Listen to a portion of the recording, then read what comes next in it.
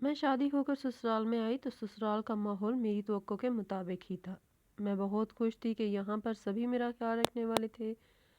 ससुराल में एक नंद थी, एक सास, एक देवर और मेरा शोहर। सभी मेरा बहुत ख्याल रखते थे। जब शादी के कुछ ही दिन बाद मेरे शोहर की मलेशिया वापसी हुई तो मैं परेशान हो गई कि अब मैं इनके बगैर कैसे रहूँगी। न जाने कब तक मुझे इनके बगैर रहना पड़ेगा। मगर वो बार बार मुझे तसल्ली देने लगे कि जल्द ही मुझे अपने पास बुला लेंगे। गो कि मुझे इन वादों पर यकीन नहीं था। मैंने यही देखा था कि जो भी शोहर हजरात थे वो बाहर जाकर गोया अपनी बीवी को भूल ही जाते थे। उसे अपने पास बुलाना तो दूर की बात, वो खुद भी कई कई साल बाद वापस लौटते थे। मैंने अपने दिल को मुश्किल से समझा बुझा कर राज़ी कर लिया था। रोज़ाना ही मेरी इनसे फ़ोन पर बात होती थी। घर में मेरे देवर की हैसियत किसी नौकर जैसी थी। जब भी मैं उसे भाग भाग कर सारे काम, घर के काम करते देखती तो मैं अक्सर अपनी सास से कहती कि आपका ये बेटा बिल्कुल दीवानों जैसा है। सारा दिन घर में घर की औरतों की तरह काम करता रहता है। क्या ये जॉब नहीं करता, पढ़ाई नहीं करता? सास तंजिया अंदाज में कहने लगी, ये मेरा सौतेला बेटा है और ये सब अपनी मर्जी से कर रहा है। ये कूड़ मगज है, ना कुछ पढ़ सकता है, ना उसके भेजे में कोई बात बैठती है। बस ये पागलों की तरह अजीब अजीब ही हरकतें करता रहता है। मैंने देखा था कि जैगम के हाथ में बहुत जायका था, वो बहुत अच्छा खाना बनाता था और बाकी सारे काम भी वो बहुत सुगड़ औरतों के अंदाज में करता था। मेरे भी जब पहली बार कपड़े धोकर उसने इस्त्री किए थे तो कितनी देर तक मैं हैरत ज़दा रही थी। मुझे हिचकिचाहट होने लगी थी कि मैं अपने देवर से अपने काम कराऊं। लेकिन शोहर ने कहा, उसे ये सब करने की आदत है, तुम ज़्यादा महसूस मत किया करो। अब तो मेरे पास आने की तैयारी कर लो, मैं जल्द ही तुम्हें बुलाने वाला हूँ। और फिर थोड़े ही अरसे के बाद उन्होंने मेरे लिए वीज़ा भेज दिया था। मेरे सारे कागजात मुकम्मल हो गए थे। मुझे अपनी आंखों पर यकीन नहीं आ रहा था। फिर जिस दिन मेरी फ़्लाइट थी, इस दिन मैं अपनी अम्मी से मिलने के लिए गई तो उन्होंने मुझे मुस्कुराते हुए अपने गले से लगा लिया था। जीती रहो बेटी, मैंने तुम्हें कहा था ना कि तुम्हें बहुत अच्छे घर में ब्याह कर भेज रही हूँ। शौहर तुम्हारी कदर भी करेगा और तुमसे मोहब्बत भी करेगा। और देखो, मेरा ये ख्याल गलत साबित नहीं हुआ। अब मैं अपने शौहर के पास मलेशिया में आ गई थी। यहाँ पर ज़िंदगी बहुत खूबसूरत है, बिल्कुल मेरे ख्वाबों जैसी। जैसा मैंने सोचा था मुझे सब कुछ वैसा ही मिला था। मेरे शौहर मेरा बहुत ज़्यादा ख्याल रखते। रोज़ाना मुझे घुमाने फिराने के लिए लेकर जाते थे। कितने कितने घंटे हम पार्कों में, सड़कों पर, होटल में इधर उधर घूमते रहते थे। गो के वो टैक्सी चलाते थे और जो भी कमाते थे वो घर भेज दिया करते थे। मगर अब उन्होंने मेरी छोटी छोटी ख्वाहिशों को पूरा करने के लिए पार्ट टाइम जॉब करना शुरू कर दिया था। जब वो घर वापस आते तो मैं इनकी थकन का एहसास करके घर में ही बैठी रह जाती। कई बार दिल चाहता कि मैं नौकरी कर लूं, मगर मेरे शोहर को ये बात पसंद नहीं थी कि मैं खुद को थकाऊं। और अब तो अल्लाह ने मुझ पर करम भी कर दिया था। मैं माँ बनने वाली थी और इस हालत में तो मुझे बहुत ज़्यादा आराम की भी ज़रूरत थी। माँ जब भी फ़ोन करती तो हज़ारों नसीहतें और हिदायत करती, और जब अपनी सासू माँ से बात होती तो वो भी मुझे बहुत सारी हिदायतें देती। इनके ख़ानदान का ये पहला बच्चा था, इसलिए वो बहुत ही ज़्यादा पुरजोश थी। इन दिनों मेरे शोहर अब पहले से थोड़े परेशान नज़र आने लगे थे। अब वो अपनी बहन की शादी करने वाले थे, जो कि शादी के बाद अपने शोहर के साथ अमेरिका जाने वाली थी। वो लोग बहुत अमीर थे, किसी तरह से भी मेरे ससुराल वालों के हम पल्ला नहीं थे। न जाने कैसे उन्होंने सबा को पसंद कर लिया और उसे अपने ख़ानदान की ज़ीनत बनाने पर भी तैयार हो गए। मेरी सास को तो अभी तक जैसे यकीन ही नहीं आ रहा था। मेरे शोहर उन्हें बार बार कहते रहे कि आप इन लोगों से मिलकर सारी जान पहचान कर लें। मैं हैरान रह गई जब मुझे पता चला कि ये रिश्ता जैगम ने करवाया है और वो इसके दोस्त का कोई कज़न था जिसे पाकिस्तानी सुलझी हुई शरीफ लड़की के साथ शादी करनी थी। यूँ मेरे शोहर के मना करने के बाद भी मेरी सास ने इस रिश्ते से इनकार नहीं किया था, बल्कि हर बार मेरे शोहर को मुतमईन करती कि रिश्ता हर लिहाज से अच्छा है, तुम किसी किस्म की फ़िक्र मत करो। और यूँ सबा रुखसत होकर अपने ससुराल चली गई थी। अब उसकी रुखसती होते ही सारे अंदेशे दम तोड़ गए थे। جلد ہی وہ اپنے شوہر کے پاس امریکہ چلی گئی۔ ان دنوں میری ساس کے ساتھ رابطہ منقطع ہو گیا تھا۔ جب بھی میرے شوہر گھر فون کرتے تو زیغم ہی کال اٹھاتا تھا۔ امی کی طبیعت ٹھیک نہیں ہے، آرام کر رہی ہیں، بعد میں کال کر لیجیے گا، آپ کی بات کروا دوں گا۔ ساس اب پہلے سے بھی زیادہ مختصر بات کرنے لگی تھی۔ میرے شوہر پریشان تھے کہ نہ جانے وہ مجھ سے کسی بات پر ناراض ہیں جو مجھ سے بات نہیں کرتی، مگر وہ ہنس کر میرے شوہر کی ساری حقیقی کو نظر انداز کر دیا کرتی تھی۔ زندگی کے سفر میں انسان کئی خواب دیکھتا ہے، مگر تعبیریں ہمیشہ وہی نہیں ہوتی جیسی ہم سوچتے ہیں۔ ملائیشیا میں گزرا وہ وقت میری زندگی کا سنہری دور تھا، جہاں میری بیٹی کی پیدائش نے ہمارے گھر کو خوشیوں سے بھر دیا تھا۔ اللہ نے مجھے بیٹی دی تھی اور ہم دونوں کو اپنی بیٹی سے بہت پیار تھا۔ وہ ہماری آنکھوں کا تارا تھی اور میرے شوہر تو اپنی بیٹی پر جان چھڑکتے تھے۔ ہماری ساری امیدوں کا مرکز ہماری بیٹی ہی تھی۔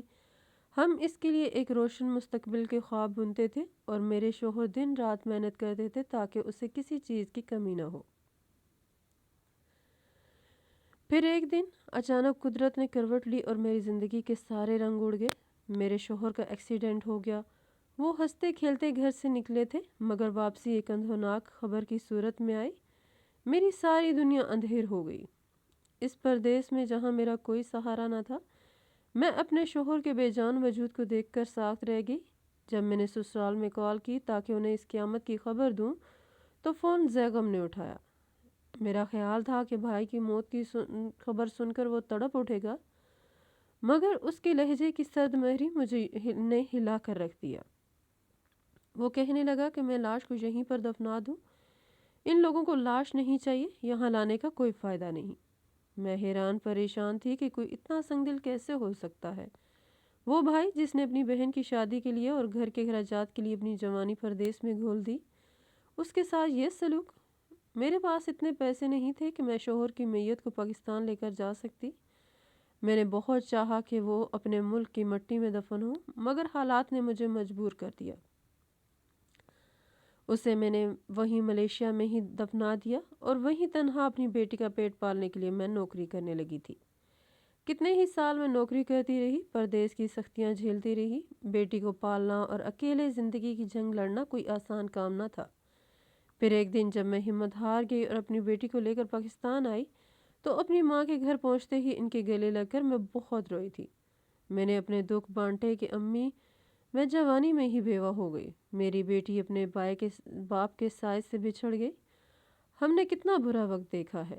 تب میں نے اپنی ماں سے اپنے سسرال والوں کے بارے میں پوچھا کہ وہ اب کہاں ہے۔ ماں نے بتایا کہ کافی عرصے سے میری ان سے ملاقات نہیں ہوئی، وہ لوگ تو جیسے کٹ کر رہ گئے ہیں۔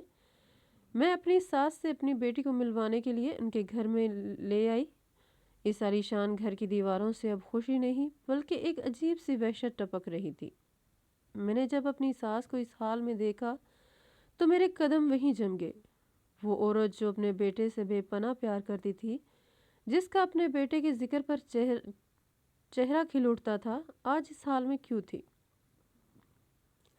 مجھے یاد تھا کہ جب ہم ملائیشیا میں تھے، ساس فون پر گھنٹوں اپنے بیٹوں سے باتیں کرتی تھی، اسے دعائیں دیتی اور اس کی ایک ایک بات پر واری واری جاتی۔ شوکت بھی اپنی ماں کی ہر خواہش پوری کرنے کے لیے پارٹ ٹائم جاب کرتا تھا۔ پھر یہ کیا ہوا کہ آج وہی ماں اس محل جیسے گھر میں ایک کچرے کے ڈھیر کی طرح پڑی تھی۔ میں بوجھل قدموں سے ان کے قریب پہنچی۔ کمرے میں ایک عجیب سی سران پھیلی ہوئی تھی، جیسے کئی دنوں سے یہاں صفائی نہ کی گئی ہو۔ سانس کی آنکھیں چھت کی طرف جمی ہوئی تھی، شاید وہ بولنا چاہتی تھی مگر ان کی زبان نے ان کا ساتھ چھوڑ دیا تھا۔ میں نے آہستہ سے ان کا ہاتھ تھاما جو بالکل ہڈیوں کا ڈھانچہ بن چکا تھا۔ امی جی، میں آئی ہوں، شوکت کی بیٹی کو لے کر آئی ہوں، میں نے لرزتی آواز میں کہا۔ شوکت کا نام سنتے ہی ان کی آنکھوں کے پپوٹے ہلکے سے تھر آئے اور ان کی آنکھوں کے گوشوں سے آنسو بہہ کر ان کے گندے رخساروں پر گرنے لگے۔ ان کے گندے لباس پر جمی گرد اور رال کے نشانات اس بات کی گواہی دے رہے تھے کہ اس گھر میں دولت تو بہت تھی مگر انسانیت دم توڑ چکی تھی۔ میں نے کمرے کا جائزہ لیا۔ دیوار پر شوکت کی ایک پرانی تصویر لگی تھی جس پر دھول کی موٹی تہ جمی ہوئی تھی۔ اس تصویر کو دیکھ کر میرا دل کٹ کر رہ گیا۔ جس بیٹے نے اپنی ماں کی آسودگی کے لیے اپنی جان دے دی، اس کی ماں کو اس حال میں چھوڑ دیا گیا تھا۔ مجھے رہ رہ کر زیغم کے وہ الفاظ یاد آ رہے تھے، ہمیں لاش نہیں چاہیے۔ کیا زیغم نے ساس کو بھی کبھی بتایا تھا کہ ان کا پیارا بیٹا اب اس دنیا میں نہیں رہا، یا اس نے کوئی اور ہی کہانی گھڑ رکھی تھی؟ میری بیٹی ڈر کر میرے پیچھے چھپ گئی تھی۔ وہ اس ماحول سے ناواقف تھی، اسے سمجھ نہیں آ رہا تھا کہ یہ بدحال عورت اس کی دادی ہے۔ میں نے ہمت جمع کی اور کچن کی طرف گئی تاکہ ان کے لیے کچھ کھانے کو لا سکوں یا پانی پلا سکوں، مگر کچن کا حال دیکھ کر میری حیرت کی انتہا نہ رہی۔ وہاں ہر چیز بکھری پڑی تھی، قیمتی کراکری پر جالا لگا ہوا تھا، مگر فریج میں کچھ خاص نہ تھا۔ ایسا لگتا تھا کہ اس گھر میں رہنے والے صرف اپنی ذات کی حد تک محدود تھے۔ تبھی باہر سے ایک گاڑی رکنے کی آواز آئی، میرا دل زور سے دھڑکنے لگا۔ مجھے اندازہ تھا کہ اب میرا سامنا اس حقیقت سے ہوگا جس نے میرے ہنستے بستے خاندان کو اس موڑ پر لا کھڑا کیا تھا۔ ساس کی وہ بے بس نظریں ابھی بھی مجھ پر جمی ہوئی تھی، جیسے وہ مجھ سے کچھ مانگ رہی ہو، کوئی معافی یا شاید کوئی مدد۔ میں نے سوچا کہ جو عورت بالکل اکیلی ہو گئی، اپنے بیٹے اور بیٹی کے لیے تڑپتی تھی، اس کے ساتھ زیغم نے ایسا کیا سلوک کیا کہ وہ آج زندہ درگور ہو چکی تھی۔ کمرے میں موجود وہ قیمتی پردے اور فانوس ساس کی اس حالت کا مذاق اڑا رہے تھے۔ میں نے ایک کپڑا اٹھایا اور ساس کا منہ صاف کرنے لگی۔ ان کے جسم سے اٹھتی بو مجھے پیچھے ہٹنے پر مجبور کر رہی تھی، مگر ممتا اور رشتے کا بھرم مجھے وہیں روکے ہوئے تھا۔ میں سوچ رہی تھی کہ اگر شوکت زندہ ہوتا اور اپنی ماں کو اس حال میں دیکھتا تو اس کا کیا حال ہوتا۔ وہ شخص جو اپنی ماں کی ایک پکار پر سب کچھ چھوڑ دیتا تھا، اس کی ماں کو آج ایک گھونٹ پانی دینے والا بھی کوئی نہ تھا۔ گھر کی اس خوبصورتی کے پیچھے کوئی بہت بڑا راز چھپا تھا، کوئی ایسی کہانی جو زیغم نے بڑی مہارت سے چھپا رکھی تھی۔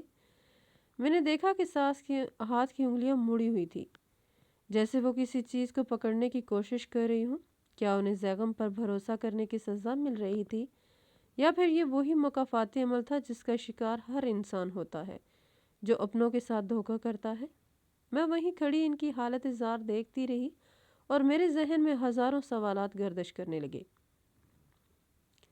جن کا جواب صرف زیغم یا میری ساس ہی دے سکتی تھی۔ میں ابھی ساس کی ویل چیئر کے پاس کھڑی ان کی بدحالی پر آنسو بہا رہی تھی کہ اچانک کمرے کے بھاری پردے ہلے اور دروازے پر ایک سایہ لہرایا۔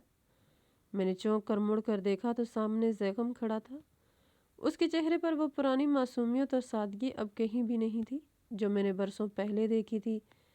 اس کے لباس سے عمارت ٹپک رہی تھی، بالوں کا اسٹائل بدلا ہوا تھا اور کلائی پر ایک مہنگی گھڑی چمک رہی تھی، مگر اس کی آنکھوں میں ایک ایسی سردی تھی جو انسانیت کو منجمد کر دے۔ مجھے وہاں دیکھ کر اس کے ماتھے پر ایک شکن تک نہ آئی، بلکہ اس کے لبوں پر ایک زہریلی اور فاتحانہ مسکراہٹ رقص کرنے لگی۔ میں نے تڑپ کر اس سے پوچھا، زیغم، یہ سب کیا ہے؟ تم نے ماں جی کا یہ کیا حال کر رکھا ہے؟ کیا تمہیں ذرا بھی خدا کا خوف نہیں آتا؟ تم اتنے بڑے اور عالی شان گھر میں رہ رہے ہو، باہر اتنی گاڑیاں کھڑی ہیں، نوکر چاکر ہونے چاہیے، مگر تم نے اپنی سگی ماں کو اس حال میں کیوں چھوڑا ہے؟ تم انہیں کسی اچھے ڈاکٹر کو کیوں نہیں دکھا رہے؟ ان کے کپڑے دیکھو، ان کا حلیہ دیکھو، ان کے منہ سے رال ٹپک رہی ہے اور کوئی صاف کرنے والا بھی نہیں ہے۔ کیا کوئی انسان اپنے خون کے ساتھ ایسا سنگ دلانہ سلوک کرتا ہے؟ میری آواز میں غصہ، کرب اور حیرت کا سمندر ٹھاٹھے مار رہا تھا۔ میں چاہتی تھی کہ وہ شرمندہ ہو، کوئی معذرت کرے، یا کم از کم اس بدحالی کی کوئی وجہ بتائے، مگر جو جواب اس نے دیا اس نے میرے پیروں تلے سے زمین نکال دی۔ زیغم ایک لمبا اور تلخ قہقہا لگا کر ہنس پڑا، ایک ایسا قہقہا جس میں برسوں کی کڑہن، چھپی ہوئی نفرت اور انتقام کی آگ بھری تھی۔ وہ کہنے لگا، ڈاکٹر، علاج اور ہمدردی؟ بھابھی، آپ شاید ابھی بھی خوابوں کی دنیا میں رہ رہی ہیں۔ آپ کو لگتا ہے کہ میں ان کا علاج کرواؤں گا؟ یہ عورت اسی قابل ہے، اسے اس کے کیے کی سزا مل رہی ہے۔ میں تو ہر صبح اٹھ کر ان کا یہ چہرہ دیکھتا ہوں تاکہ میرا دل سکون پا سکے۔ میں تو بس اس بات کا انتظار کر رہا ہوں یہ کب تک اس ذلت بھرے عذاب کو جھیلتی ہے۔ یہ جتنا تڑپے گی مجھے اتنا ہی قرار آئے گا۔ میں حیران پریشان تھی کہ میری ساس نے ایسا کیا کیا تھا اور زیغم کیسی باتیں کر رہا تھا۔ میرے لیے تو وہ ایک بہت اچھی اور محبت کرنے والی ساس تھی جنہوں نے ہمیشہ میرا خیال رکھا اور اپنے بیٹوں پر جان چھڑکتی تھی۔ میں نے لرزتی آواز میں پوچھا، بیگم تم پاگل تو نہیں ہو گئے؟ یہ وہی ماں ہے جس نے تمہیں پالا، جس کے تم سب سے لاڈلے بیٹے تھے، جس نے میرے شوہر سے زیادہ تمہاری فکر کی۔ تم اتنے احسان فراموش کیسے ہو گئے؟ تب بیگم کے چہرے پر نفرت کے بادل مزید گہرے ہو گئے۔ وہ میرے قریب آیا، اس کی آنکھوں میں وحشت تھی اور وہ ایک ایک لفظ چبا کر کہنے لگا، میری ماں نہیں بھابھی، کبھی نہیں، یہ میری ماں نہیں، یہ تو میری سب سے بڑی دشمن ہے۔ حقیقت تو یہ ہے کہ میں ان کا سوتیلا بیٹا ہوں۔ میری اصل ماں میرے ابا کی دوسری بیوی تھی، جو ایک بہت ہی غریب اور شریف گھرانے سے تعلق رکھتی تھی۔ وہ معصوم عورت صرف محبت کی تلاش میں اس گھر آئی تھی، مگر اس بے رحم عورت نے اس کی زندگی جہنم بنا دی۔ میری ماں کی موت کے بعد جب میں بالکل چھوٹا تھا، ابا مجھے یتیم اور بے سہارا سمجھ کر یہاں لے کر آئے تھے۔ انہیں امید تھی کہ ان کی پہلی بیوی اور سوتیلے بچے مجھے اپنا لیں گے، مجھے سینے سے لگائیں گے، مگر حقیقت اس کے برعکس تھی۔ اس نے کمرے کے عالیشان فرنیچر اور قیمتی فانوسوں کی طرف حقارت سے اشارہ کرتے ہوئے کہا، آپ نے مجھے شادی کے وقت گھر کے کام کرتے دیکھا تھا نا؟ آپ اکثر ساس سے کہتی تھی کہ میں دیوانوں کی طرح سارا دن جھاڑو پوچھا اور برتن کرتا رہتا ہوں۔ وہ میرا شوق نہیں تھا بھابھی، وہ میری سزا تھی۔ انہوں نے مجھے اس گھر کا بیٹا نہیں بلکہ ایک معتبر نوکر بنا کر رکھا تھا۔ جب تک ابا زندہ رہے، یہ عورت میرے سامنے پیار کا ناٹک کرتی تھی، مگر ان کے پیٹھ موڑتے ہی میرا جینا حرام کر دیتی تھی۔ میں کچن میں کھانا بناتا تھا، آپ کے اور صبا کے کپڑے دھوتا تھا، جوتوں کی پالش کرتا تھا، کیونکہ مجھے ڈرایا گیا تھا کہ اگر میں نے ذرا سی بھی سستی دکھائی تو مجھے گھر سے نکال دیا جائے گا۔ وہ ایک لمحے کے لیے رکا، جیسے ماضی کے تلخ زخم اسے آج بھی درد دے رہے ہوں۔ مجھے وہ سرد راتیں یاد ہیں جب میں کچن کے ٹھنڈے فرش پر سوتا تھا اور یہ لوگ اوپر نرم بستروں پر خواب دیکھتے تھے۔ مجھے وہ دن یاد ہیں جب میں بھوکا ہوتا تھا اور یہ عورت اپنے بچوں کے سامنے گوشت اور لذیذ کھانے رکھتی تھی اور مجھے بچی کھچی روٹی ڈال دیتی تھی۔ اس نے مجھے کبھی بیٹا کہہ کر نہیں پکارا، ہمیشہ نوکر، کم بخت یا کوڑ مغز کہہ کر میری تذلیل کی۔ اس نے سب کو یہی بتایا کہ میرے بھیجے میں کوئی بات نہیں بیٹھتی، میں پڑھ لکھ نہیں سکتا، حالانکہ حقیقت یہ تھی کہ اس نے مجھے کبھی اسکول جانے ہی نہیں دیا تاکہ میں ہمیشہ اس کا غلام بن کر رہوں۔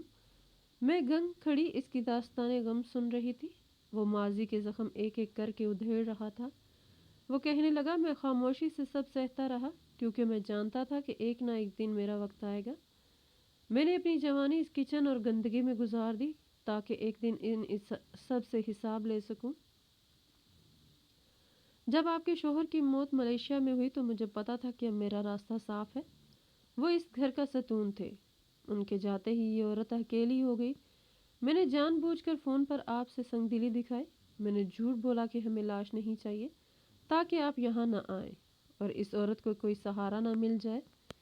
میں نے ان کے درمیان نفرت کی دیوار کھڑی کی تاکہ اس کا مان ٹوٹ جائے۔ بیگم کی آنکھوں میں ایک وحشیانہ اور شیطانی چمک تھی۔ صرف یہی نہیں بھابھی، آپ کو پتا ہے صبا کی شادی کیسے ہوئی؟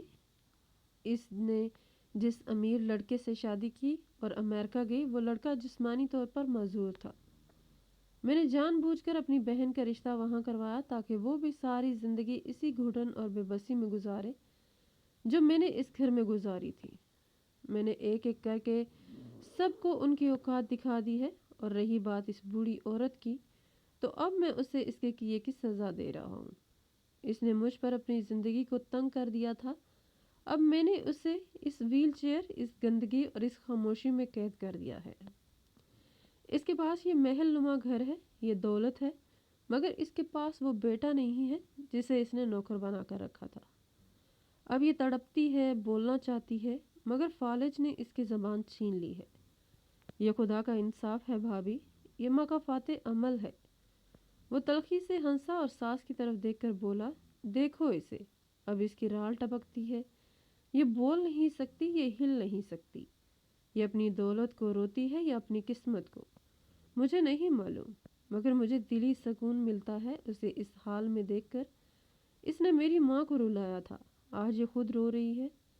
میں لرز کر رہ گئی۔ انتقام کی یہ آگ اتنی ہولناک ہو سکتی ہے، میں نے کبھی سوچا نہ تھا۔ زیگم نے اپنی زندگی کے کئی سال ایک اداکار کی طرح گزارے تھے اور اب وہ ایک ایسا جال بن چکا تھا جس میں پورا خاندان سسک رہا تھا۔ میں نے سوچا تھا کہ اپنی بیٹی کو اس کی دادی سے ملوانے آئی ہوں، مگر یہاں تو صرف نفرتوں کے ڈھیر تھے اور ایک ایسا بیٹا تھا جو اب خود ایک ظالم بن چکا تھا۔ زیگم کہنے لگا، بھابھی اب آپ یہاں سے چلی جائیں، آپ کا یہاں کچھ نہیں ہے۔ یہ سارا جاؤ جلال، یہ گھر، یہ جائیداد اب قانونی طور پر میری ہے۔ میں نے اس کے لیے بہت ذلت سہی ہے، اب میری باری ہے کہ میں دوسروں کو ذلیل کروں۔ اس کے لہجے میں ایک ایسی حاکمیت اور سختی تھی کہ مجھے اپنی اور اپنی بیٹی کی سلامتی کا خوف محسوس ہونے لگا۔ میں نے اپنی بیٹی کا ہاتھ سختی سے تھام لیا اور اس منحوس گھر سے نکلنے کا فیصلہ کیا۔ جاتے جاتے میں نے ایک آخری نظر اپنی ساس پر ڈالی اور ان کی ساکت آنکھوں سے ابھی بھی آنسو بہہ کر ان کے گندے رخساروں پر گر رہے تھے۔ وہ شاید مجھے بتانا چاہتی تھی کہ انہوں نے جو بویا تھا وہی آج کاٹ رہی ہے۔ وہ ممتا جو کبھی شوکت کے لیے تھی آج زیگم کی نفرت کے سامنے بے بس تھی۔ مقافات عمل کا یہ پہیہ اتنی بے رحمی سے گھوما تھا کہ سب کچھ کچل کر رکھ دیا تھا۔ میں اس پر شکوہ محل سے باہر نکل آئی، مگر میرے کانوں میں زیگم کی وہ تلخ ہنسی اور ساس کی خاموش چیخیں اب بھی گونج رہی تھیں۔ زندگی نے مجھے ایک بہت بڑا سبق سکھا دیا تھا کہ چاہے کوئی کتنا ہی بڑا محل کیوں نہ بنا لے، اگر اس کی بنیادیں دوسروں کے دکھوں پر ہوں گی تو انجام ایسا ہی عبرتناک ہوگا۔ کچھ عرصے کے بعد ہم نے خود ہی میری بیٹی کا حصہ اس کے نام کر دیا تھا، جس کی مدد سے میں نے اپنا بزنس کرنا شروع کر دیا اور باقی کی زندگی اپنی بیٹی کے لیے وقف کر دی، کیونکہ اب میں نہ تو دوسری شادی کر سکتی تھی اور نہ ہی کسی اور مرد کو وہ محبت دے سکتی تھی جو مجھے اپنے شوہر سے تھی۔ بس اب یہی میری زندگی کا مقصد تھا، اپنی بیٹی کو زندگی کی ساری خوشیاں دینا۔ دوستو، اگر کہانی اچھی لگی ہو تو ویڈیو کو لائک اور چینل کو سبسکرائب کر دیں۔